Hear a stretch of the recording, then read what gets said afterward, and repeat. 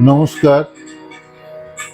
এখন ফাল্গুন মাস, মানে আকাশে বাতাসে দক্ষিণা হাওয়া, ফাগুনের বার্তা।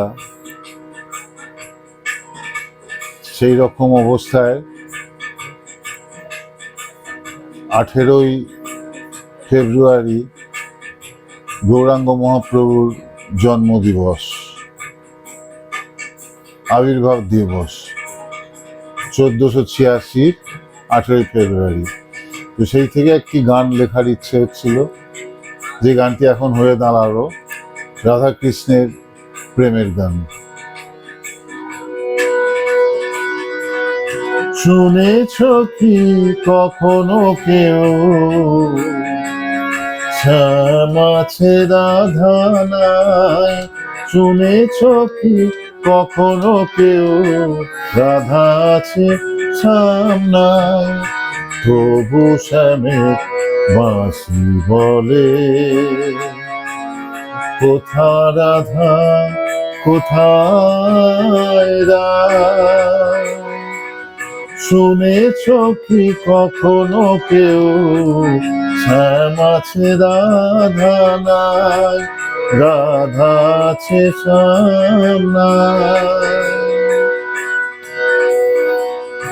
গাগরি ভরণে কেন যমুনায় যায় না? যমুনায় যায় না। গাগরি ভরণে কেন যমুনায় যায় রায়?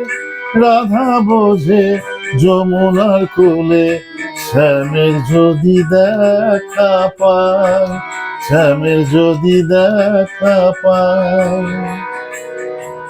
শ্যাম যে খেলা খেলে যমুনার কুল জলে, শ্যাম যে খেলা খেলে যমুনার কুল জলে। বাঁশির সুর ধেয়ে আসে রাধার প্রাণে রায়ের কানে,